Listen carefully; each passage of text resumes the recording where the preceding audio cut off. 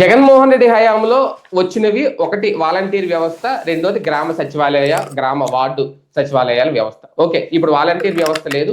ఈ రెండు కూడా పేర్లు కూడా మార్చేశారు. స్వర్ణ గ్రామం అని, స్వర్ణ వార్డు అని ఏదో పేర్లు కూడా మార్చేశారు. అయితే ప్రజలకి ప్రభుత్వానికి మధ్య ఒక అనుసంధానకర్తలుగా ఈ వ్యవస్థలు చాలా అద్భుతంగా పనిచేసినాయి. ఇవి కేవలం వీటి ద్వారా లబ్ధి పొందిన వాళ్ళు అడిగితే మాత్రమే చెప్తారు ఖచ్చితంగా ఏ రకంగా ఉపయోగపడినాయి. కానీ ఇప్పుడు అలాంటి సచివాలయాలు నామమాత్రంగా మారిపోయినాయి. ఇప్పుడు ఎక్కడికి వెళ్ళినా సరే సచివాలయాల్లో సిబ్బంది కనిపించట్లేదు. అలాగని సిబ్బందిని తీసేయలేదు, సిబ్బంది సెలవు మీద ఎక్కడికి వెళ్ళలేదు. ఎప్పుడు వాళ్ళు రోడ్ల మీద తిరుగుతున్నారు. సర్వేల పేరుతో, లేదు అంటే ఏదో ఒక సేవల పేరుతో. ఒకప్పుడు వాలంటీరు మధ్యలో ఉండి సచివాలయానికి ప్రజలకి ఎలాంటి పనులు చేసేవారు, ఇప్పుడు అంతకు మించి సచివాలయ సిబ్బందిని ఈ ప్రభుత్వం సర్వేల పేరుతో తిప్పుతుంది. దీనికి తోడు గ్రీవెన్స్ నుంచి వస్తున్న ఫిర్యాదులు, దానివల్ల కూడా ఒక కొత్త తలనొప్పిగా మారింది సచివాలయ సిబ్బందికి. మరో పక్క వాళ్ళ డిమాండ్లు ఉన్నాయి, వాటిని పరిష్కరించే ప్రయత్నం చేయట్లేదు. లేదు అంటే ఉద్యోగాల్లో తీసేస్తామంటూ హెచ్చరికలు చేస్తున్నారట. వీటన్ని మీద చర్చించే ప్రయత్నం చేద్దాం. సార్, ఒకటి, సచివాలయాలు ఎలా పనిచేసినాయి జగన్మోహన్ రెడ్డి హయాంలో? ఇప్పటికీ కూడా సేవలు అందిస్తున్నాయి. వాళ్ళకి పెద్దగా అయితే ఏమి ఖర్చు చేయలేదు, కానీ సేవలతో పాటు వాళ్ళకి అదనపు బడ్జెట్ ఏంటి అంటే ఇంటింటికి వెళ్ళి సర్వేలు చేయాలి. ఇప్పుడు కొత్తగా చెప్తున్నది ఏంటంటే చాలా మంది మీ ఆధార్ కార్డు అప్డేట్ చేసుకోండి అని కూడా సచివాలయ సిబ్బంది ఇంటింటికి తిరిగి డోర్ కొట్టి చెప్పాలట. దాంతో కొంతమంది నా ఆధార్ కార్డు అప్డేట్ చేసుకోవడం నువ్వెవరు చెప్పడం, నా ఇష్టం అనే వాళ్ళు ఉంటారు. ఓకే, మీరు చెప్పారు కదా చేసుకుంటాం అనే వాళ్ళు ఉంటారు. కాకపోతే దీనివల్ల సచివాలయానికి వెళ్ళి పనులు కోరిన వాళ్ళు, లేదంటే ఏ సర్టిఫికెట్లో ఇంకో దానికి వెళ్ళిన వాళ్ళకి అక్కడ సిబ్బంది ఎవరు కనిపించట్లేదు. అవి మాత్రం ఖాళీ గోడలు, ఖాళీ కుర్చీలకు మాత్రమే అక్కడ కనిపిస్తున్నాయి. ఏంటిది టార్గెట్ అనుకోవాలా, లేదంటే సచివాలయ సిబ్బంది పనితీరు విషయంలో ఏమైనా కొత్తగా ఆలోచిస్తుందా ప్రభుత్వం? ఇక్కడ ఒక స్వార్థం, ఒక కష్టాన్ని తెచ్చిపెట్టింది. సచివాలయ ఉద్యోగులు ముందు జాయిన్ అయినప్పుడు ప్రభుత్వ ఉద్యోగం అని జాయిన్ అయ్యారు. వాళ్ళకేమైంది, వివిధ ప్రభుత్వ శాఖల పనులన్నీ వీళ్ళకి తెచ్చిపెట్టారు. పంచాయతీరాజ్లోంచి కొంత పని, మున్సిపాలిటీలోంచి కొంత పని, రెవెన్యూలోంచి కొంత పని, రిజిస్ట్రేషన్ శాఖ నుంచి కొంత పని, ఇవన్నీ. వీళ్ళకేం కోపం వచ్చింది, ఆ శాఖలందరూ వాళ్ళు ఉండగా ఆ స్టాఫ్ అంతా వాళ్ళనేం తగ్గించలేదు కదా, మా నెత్తిన ఈ భారం అంతా వేస్తున్నారు అన్నారు. ఇది వీళ్ళ ఫీలింగ్ ఆ రోజున. ఒక వాలంటీర్ 40 ఏళ్ళకి వెళ్ళొస్తాడు, అట్లాంటి 100 మందో 1000 మందో కలిపితే అంటే 2000కి కదా ఇళ్ళు, అంటే 500 మంది వాలంటీర్ల పని మేము చేయాల్సి వస్తుంది, వాళ్ళు తెచ్చే పని అన్నటువంటి. పని చేయకుండా జీతం ఎవడిస్తాడు? ఇంకోటి, నీకు కొత్త పని నిర్దేశించారు, అదే అడ్మినిస్ట్రేషన్ కొత్త కాన్సెప్ట్. అది వీళ్ళు ఏమనుకున్నారు, ఈ విధమైన గౌరవం లేకపోతే దీన్ని భారంగా భావించారు. భావించి చంద్రబాబు నాయుడు వస్తే ఈ వ్యవస్థ నాశనం చేసేస్తాడు గ్యారంటీగా, చేసేసి మనల్ని అందరినీ తీసుకెళ్లి ఆ పేరెంట్ డిపార్ట్మెంట్లు వేసేస్తాడు పవన్ కళ్యాణ్ కానీ చంద్రబాబు కానీ వస్తే, ఆ విధంగా మనం బాగుపడిపోతాం అనుకున్నారు. స్వార్థం, ధర్మం తప్పినట్టు. అక్కడ ధర్మం ఏంటి, నీ డ్యూటీ నువ్వు చేయటం, నీ డ్యూటీని నువ్వు చెయ్యకూడదు అనుకోవడం ధర్మం కింద ఫీల్ అయ్యావు. అధర్మ ఆలోచన చేశారు. ఇప్పుడు టీచర్లు ఎప్పుడు తెలుగుదేశానికి ఓట్లేస్తారు అనుకూలంగా. ఎందుకని, డిఎస్సీలు ప్రతిసారి హైయెస్ట్ డిఎస్సీలు వేసింది తెలుగుదేశం టైంలో. కాబట్టి టీచర్గా ఉద్యోగం చేసేవాళ్ళు వాళ్ళకి ఆ రివ్యూలు అని రకరకాల వేధింపులు ఉంటాయి వాళ్ళకి. అయినా సరే చంద్రబాబు ఓటేస్తారు, మనకు ఆ ఉద్యోగం ఇప్పించాడు అన్నట్టు. అవతలను వడగొట్టే ప్రయత్నం చేస్తాడు సాధ్యమైనంత వరకు ప్రతిసారి కూడా. అలాంటి కమిట్మెంట్ వీళ్ళ దగ్గర రివర్స్ అయింది. కమిట్మెంట్, ఉద్యోగం ఇచ్చినందుకు వాడగొట్టారు వీళ్ళు. వాలంటీర్లు కూడా వాళ్ళకి ఉద్యోగం ఇచ్చినందుకు వాడగొట్టారు. 5000 ఇచ్చారు, 10,000 ఇస్తున్నారు కదా అనేసి. అంటే అన్నం పెట్టినటువంటి చేతికే కన్నమైంది అక్కడ. సరే, మంచిది, ప్రభుత్వం మారిపోయింది, ఈ వ్యవస్థ అంతా దుర్మార్గం అన్నారు, తీసేద్దాం అనుకున్నారు. తీసేద్దామంటే మళ్ళీ పేరెంట్ డిపార్ట్మెంట్లకి ఈ సర్వీసెస్ వెళ్తే కష్టం. అక్కడోడు చేసేవాడేవాడు లేడు ఇప్పుడు. కాబట్టి వీళ్ళకే ఆ సర్వీసెస్ ఉండాలి. కానీ వీళ్ళని చూడగానే కోపం వస్తుంది.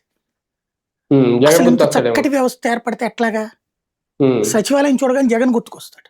అదే కదా, అది గుర్తురాకూడదు. ఇప్పుడు ఆరోగ్యశ్రీ నువ్వు ఎన్టీఆర్ పేరు పెట్టు, మోడీ పేరు పెట్టు, ఇంకోటి పెట్టు నడుస్తుంది. ఇప్పుడు ఆయుష్మాన్ భారత్ అంటే మోడీదే కదా, కానీ బేస్ గుర్తుకొస్తుంది మనకి, అంతే కదా. ఆ గుర్తుకొచ్చేటప్పటికి ఆ గుర్తు పోవాలన్న ప్రయత్నం వీళ్ళది. అందుకని సచివాలయ వ్యవస్థనే డిస్టర్బ్ చేసేయాలి. అది ఆ సచివాలయ ఉద్యోగిని చూస్తే ఇదివరకు అపరిమితమైన గౌరవం, వాలంటీర్ని చూసిన వాలంటీర్ని చూస్తే ఆప్యాయత కనిపించేది, సచివాలయ ఉద్యోగిని చూస్తే గౌరవం అనిపించేది. నెక్స్ట్ ఎలక్షన్స్ టైంకి వాళ్ళని చూస్తే వెక్సేషన్ పుట్టాల. ఈవెన్ రేపు పొరపాటున జగన్ వస్తే కూడా సచివాలయ వ్యవస్థ అంటే వెక్సేషన్ పుట్టాలి. ఇది వీళ్ళ ప్రయోగం, ఇప్పుడు ప్రయత్నం. అందులో భాగంగా వాలంటీర్ చేయాల్సిన పని సచివాలయ సిబ్బందికి పెట్టారు. వాళ్ళ డ్యూటీ వాళ్ళది కాకుండా పెట్టి ఈ సర్వేలు ఇవి వాలంటీర్లతో ఇంత ముందు ఇచ్చాడు కదా జగన్మోహన్ రెడ్డి, అన్ని సక్సెస్ అన్ని వచ్చినాయి కదా, కానీ ఆయన ప్రభుత్వం ఫెయిల్ అయ్యిందే. మరి మీరు ఇప్పుడు ఎందుకు సర్వేలు చేపిస్తున్నారు వాళ్ళతో? అదే కదా. ప్రభుత్వ ఉద్యోగి చేసే సర్వేలో నిజాయితీగా ఎవడని చెప్తాడా? కామన్ గా ఆలోచిద్దాం. పైగా ఈ సర్వేకి వీళ్ళు ఎక్కడ రాసేస్తారు అని తంబేయాలట.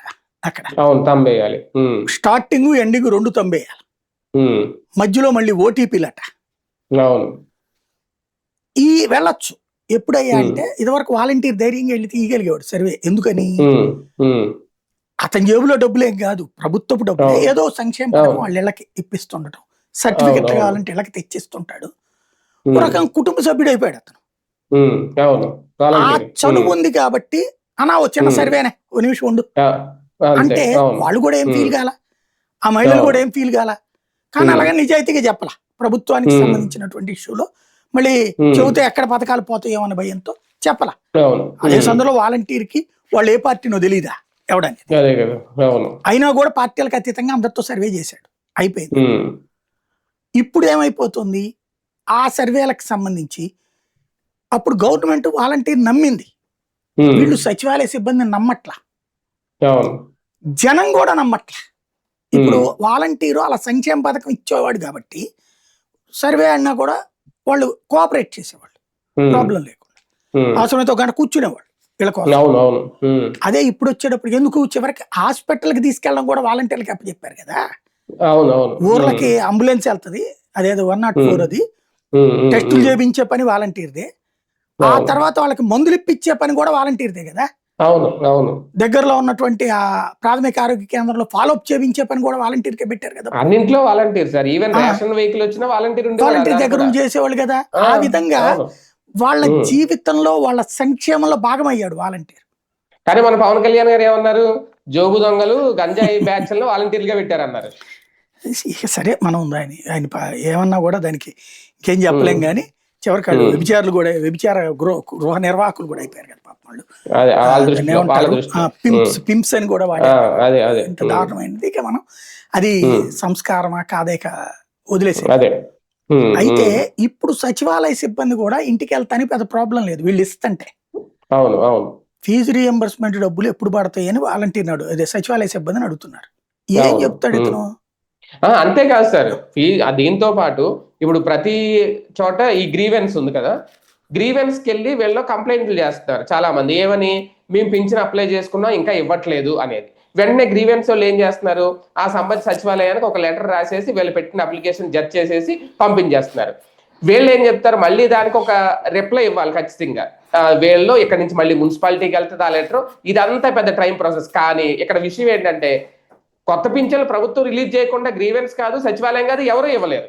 ఆ విషయం అందరికీ తెలుసు. కానీ కంప్లైంట్ వాళ్ళు తీసుకుంటారు. ఇదంతా ప్రాసెస్ ఒక వారం రోజులు 15 రోజులు నడుపుతున్నారు. ఇదంతా టైం వేస్ట్ కదా.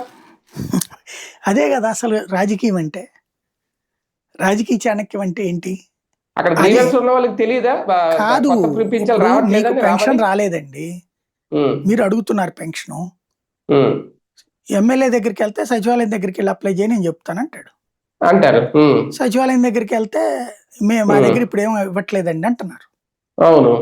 కాబట్టి వీళ్ళు వెళ్ళి రెవెన్యూ దగ్గర చెప్పొస్తారు. కలెక్టర్ ఆఫీస్కి గ్రీవెన్స్ లో ఇస్తారు.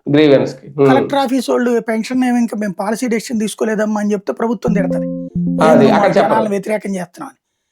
అవును. కాబట్టి ఆ మాట అనకుండా ఓకే మేము సచివాలయానికి ఫార్వర్డ్ చేస్తాం అంటారు. అది. నేను మీకు ఇంత ముందు కూడా చెప్పా ఒకసారి, నా 10th క్లాస్ అప్పటి నుంచి ప్రతి ఏడాది 3 నెలలకు కమ్యూనిస్ట్ వాళ్ళది ఓ పిలుపు పేపర్లో వస్తుంది, రేషన్ కార్డులకు అప్లై చేసుకున్నారండి. వాళ్ళు ఏదో కార్యక్రమం పెడతారు, చలో ఎంఆర్ఓ కార్యాలయం. అసలు కార్యక్రమం వాళ్ళదేదో రాజకీయ కార్యక్రమం ఉంటుంది. దాన్ని కవర్ చేయడానికి ఏం చేస్తారంటే రేషన్ కార్డుల కోసం వెళ్తున్నాం, అందరికి రేషన్ కార్డులు ఇచ్చేస్తారు అని చెప్తారు అనమాట. అది బాగా నోటితో మౌత్ పబ్లిసిటీ. వాళ్ళకి మళ్ళీ సోషల్ మీడియా లేదు కదా, వచ్చేసి మమ్మగా ధర అక్కడ ఇస్తున్నారంట రేషన్ కార్డులు అంటది, అప్లై చేసిరా అంటది. నాన్నదో పాస్పోర్ట్ ఫోటో పట్టుకుని గాంధీనగర్ ఎంఆర్ఓ ఆఫీస్ దగ్గరికి వెళ్తే ఆడిక్కడ ఎవడివ్వట్లేదు అంటాడు. మరి ఏం చేయాలి సార్ అంటే, అక్కడ లోపలికి వెళ్తే మనకి లోపలికి వెళ్ళంగా మనం ఫస్ట్ బయట అక్కడ దస్తావేజులు లేఖలను అడుగుతాం. అక్కడ ఉన్నాం మనలాగే చాలా మంది అప్లికేషన్స్ పెడుతుంటారు అక్కడ. వీళ్ళు దస్తావేజీ లేఖర్లకి సంతోషం, అప్లికేషన్ వాళ్ళు ఏంటి, అదే ఒక జిరాక్స్ కాపీ, 10 రూపాయలు జిరాక్స్ కాపీ, అదే అప్లికేషన్ కాస్ట్ ఇది అంటారు. ఇది పూర్తి చేసి ఇచ్చినందుకు ఇంకో 10 రూపాయలు, 20 రూపాయలు పెట్టి మనకి రాసి ఇచ్చి ఏం చేయమంటారు సార్ ఇదంటే, లోపల బాక్స్ ఉండదు అందులో అంటారు. ఆ బాక్స్ లో వేసి వచ్చేవాడిని. 10th క్లాస్ నుంచి డిగ్రీ దాకా వేసి వచ్చా. డిగ్రీ అయిపోయి ఈనాడు అయిపోయి సిటీ కేబుల్ ఉన్న టైంలో వచ్చింది నాకు ఏది రేషన్ కార్డు. అది కూడా అప్పుడు నేను జర్నలిజం ప్రొఫెషన్ లో ఉన్నాను కాబట్టి వచ్చింది నాకు రేషన్ కార్డు, రాదు. ఆ తర్వాత రాజశేఖరుడు వచ్చి అది పీకేసేసి వైట్ రేషన్ ఇది పెట్టినప్పుడు వద్దని తీసేసా, ఎందుకంటే నాకు అప్పుడు 10,000 జీతం ఉంది, వద్దని వదిలేసాను రేషన్ కార్డు. గ్రీన్ కార్డే తీసుకున్నా, ఇదే పింక్ కార్డు తీసుకున్నా. ఆ పింక్ కార్డుకి ఏది రేషన్ రాదు, ఐడెంటిటీ కోసం పక్కన పడేసి ఉండేది అనమాట. అట్లా ఇవాళ రోజున ఆ రేషన్ కార్డు అడిగిన, రేషన్ కార్డు ప్రతి ఒక్కళ్ళు అడుగుతారు, ఇల్లు ప్రతి ఒక్కళ్ళు అడుగుతారు, పెన్షన్ ప్రతి ఒక్కళ్ళు అడుగుతారు. అవన్నీ డైవర్ట్ అవ్వాలంటే నడుస్తోంది అయ్యా ప్రాసెస్, వచ్చేద్దా నువ్వు అడగగానే అనొచ్చు కదా. ప్రభుత్వం ఎవరిది అంటే సచివాలయ సిబ్బంది సరిగ్గా మేనేజ్ చేయట్లేదు, ఎంఆర్ఓ వాళ్ళు సరిగ్గా పట్టించుకోవట్లేదు, గృహ నిర్మాణ శాఖ వాళ్ళు. ఇది ఈయన కోపం ఇచ్చేది కూడా అదే కదా. ఇప్పుడు నేను ఎమ్మెల్యేలని నిందించారు అసెంబ్లీలో, మీరు సరిగ్గా మీరు తప్పు చేస్తే అని. తప్పు ప్రభుత్వం చేస్తుంటే వాళ్ళు ఏం చేస్తాడు? అదే కదా, ఎమ్మెల్యేకి నువ్వు తినరా బాబు అని చెప్తుంటే ప్రభుత్వము వాళ్ళు ఏం చేయాలి? ఇంకా కాకపోతే బాబు గారు అక్కడ ఆ విషయంలో ఏంటంటే మెచ్చుకోవాల్సింది, ఇంతకుముందు వైసీపీ వాళ్ళు చేస్తుంటే మనం తప్పులు చేస్తే ఇబ్బంది పడతాం జాగ్రత్త అంటే ఒప్పుకుంటున్నారు. ఈయన మన ఎమ్మెల్యేలు కూడా తప్పులు చేస్తున్నారు ఇండైరెక్ట్ గా. స్పెషల్ అయిన సార్ ఇంకొక విషయం, ఇప్పుడు ఒకప్పుడు వాలంటీర్ల విషయంలో స్వయంగా బాబు గారే చేసిన ప్రకటన. అప్పట్లో ఎవరో వాలంటీర్ వస్తారట, ఇంట్లో భర్తలు లేనప్పుడు తలుపులు కొడతారట, ఇంట్లో ఒంటరిగా మహిళలు ఉన్నప్పుడు అని ఆయనే ప్రచారం చేశారు. ఇప్పుడు ఇదే సచివాలయ సిబ్బందిని ఇంటింటికి వెళ్ళి తలుపులు కొట్టమని, మీ ఆధార్ అప్డేట్ చేసుకోండి, లేదంటే మీకు అది చేసుకోండి ఇది చేసుకోండి సర్వే పేరుతో పంపిస్తున్నారు. పైగా ఓటీపీలు కూడా, ఇప్పుడు ఓటీపీలు చెప్పడానికి భయపడుతున్నారు ఈ సైబర్ క్రైమ్ పెరిగిన నేపథ్యంలో. దానికి ఓటీపీలు అడగాలంటే సచివాలయ సిబ్బంది కూడా భయపడుతున్నారు. మొన్న ఒక ఆయన అంటున్నారు అనమాట, ఓటీపీ మేము అడుగుతా ఉంటే వాళ్ళు భయపడుతున్నారు, పొరపాటున తర్వాత వాళ్ళ అకౌంట్ లో చాలా డబ్బులు కట్టాయి అనుకో, పలానా సచివాలయ వ్యక్తి వచ్చి ఓటీపీ అడిగారు, తర్వాత నా డబ్బులు కట్టాను, నా మీద కేసు పెడితే నా పరిస్థితి ఏంటంటే, అంటే ఇలా భయంతో కూడా వాళ్ళు ఉద్యోగాలు చేస్తున్న పరిస్థితి.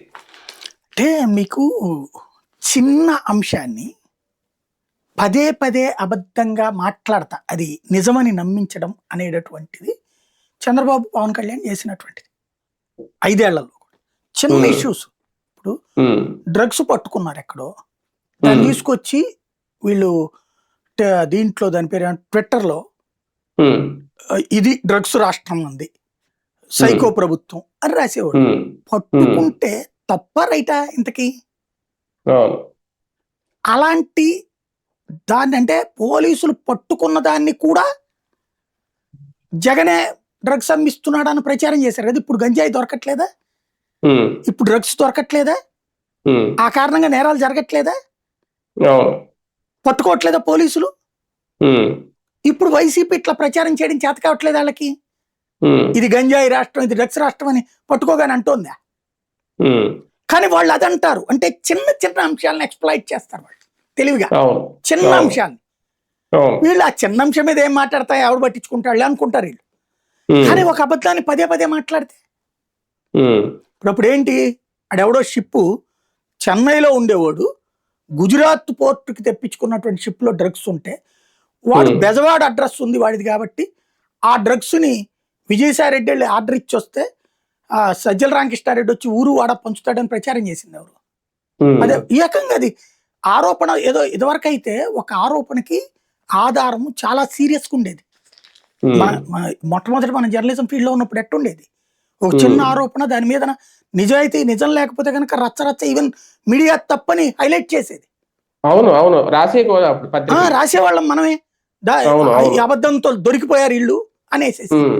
ఇవాళ అచ్చోసిన అంబోతుల్లో మీడియా కూడా అబద్ధాన్ని పదే పదే వల్ల వేస్తుంటే ఏమన్నా ఎంత నీచమైనటువంటి దాన్ని వీడు వాడుకుంటోంది. పేపర్లు ధర్మం తప్పినాయి, మీడియా నీతి తప్పింది. అలా నీతి తప్పేలా యాజమాన్యాలనే అవినీతి పరులుగా మార్చేశారు వీళ్ళు. ప్లస్ సోషల్ మీడియాలో కూడా. అంటే ఇప్పుడు ఎంత నీతి తప్పుడు మాట మాట్లాడితే అంత రైట్ అనమాట. అట్లాగే వాలంటీర్లలో అమ్మాయిలది ఈ చంద్రబాబు గారు మాట్లాడింది కానీ అంతకంటే నీచమైన పద్యాలు. అంటే ప్రతి వాలంటీర్ని వ్యభిచారినిగా మార్చినట్టే కదా. అంతే మరి. ప్రతి ఇంట్లో పెన్షన్ తీసుకునే వాళ్ళని తీసుకెళ్లి అమ్మాయిలని వ్యభిచారుల కిందకి మార్చేశారు కదా. అదే కదా, అలాగే నమ్మేశారు కదా, అట్లాగే ఓట్లేశారు కదా. వీళ్ళకి ధైర్యం అదే.